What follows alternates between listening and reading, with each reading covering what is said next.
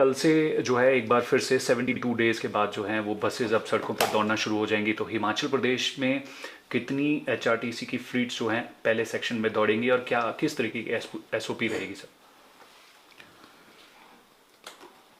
आज 31 मई है। आज लॉकडाउन 4/0 का समापन है और अब कल 1 जून से अनलॉक डाउन जो है एक स्टार्ट हो रहा है। और हिमाचल की सरकार ने भी ये फैसला लिया है कि लगभग 2.5 महीने के बाद अनेक तरह की गतिविधियां प्रारंभ हुई हैं और उसमें अब पैसेंजर ट्रांसपोर्ट को प्रारंभ कर देना चाहिए। कल से लेकर के हिमाचल प्रदेश में हमारी एचआरटीसी के लगभग 2800 बसेज और उसके अतिरिक्त लगभग इतनी ही जो हमारे प्राइवेट ऑपरेटर्स हैं ये अपनी सेवाएं देने के लिए शुरू होंगे। और इसमें हमने विशेष तौर पर ये कहा है कि सोशल डिस्टेंसिंग या फिजिकल डिस्टेंसिंग का विशेष तौर पर ध्यान रखना और इसलिए उसमें 40% तक सीटों को खाली रखा जाएगा, 60% तक ही भरी जाएंगी।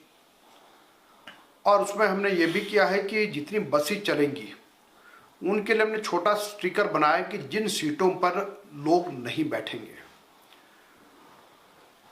और उसमें सभी अपना सैनिटाइजर लेकर के साथ में आए, मास्क अनिवार्य है और हमारे ड्राइवर और कंडक्टर के लिए भी हमने कुछ चीज़ें तय की हैं। हमारे कंडक्टर के लिए ये आवश्यक होगा कि वो face shield, mask, hand sanitizer, gloves इनका उपयोग करें। और उसके साथ हमारे जो चालक हैं उनका जो थोड़ा सा क्षेत्र है उसको अभी हमने ये प्रारंभ किया है कि छोटा सा कैबिन बने ताकि वो भी बाकी कॉन्टैक्ट से दूर रहें। और मैं आपके माध्यम से सभी से इस बात के लिए भी अपील करूंगा कि कल यात्री परिवहन प्रारंभ होगा। ये आवश्यक नहीं है कि हमको घर से बाहर निकलना ही है और बस में चढ़ना ही है। यदि कोई आवश्यक काम है और हम कोई कार्यालय में जाना चाहते हैं, कोई मजदूरी करते हैं, कोई बागबानी का काम है, कृषि का काम है, कोई बहुत आवश्यक है तभी निकलें। और उसमें हमने ये भी कहा है कि जो हमारे सीनियर सिटीजन्स हैं, गर्भवती महिलाएं हैं, 10 साल से छोटी उम्र के बच्चे हैं या कोई गंभीर बीमारी के कारण से बीमार है, ऐसे लोग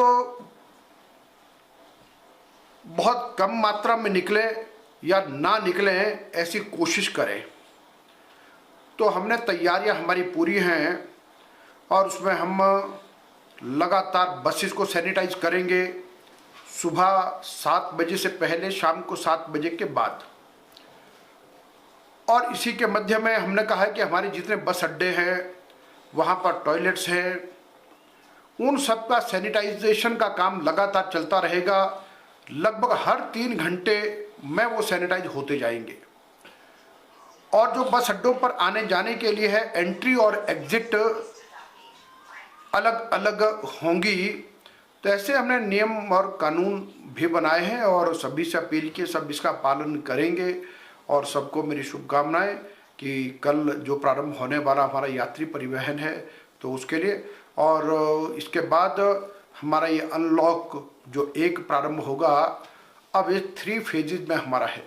तो लेकिन इस सब में भी हमको सामाजिक दूरी का पालन करना, अपना मास्क पहन करके रखना और सैनिटाइज़र का उपयोग करना, बार बार हाथ को धोते रहना, इन सारी बातों का ध्यान रखते हुए हम फिर से अपने जीवन को ठीक प्रकार की पटरी पर लाएंगे।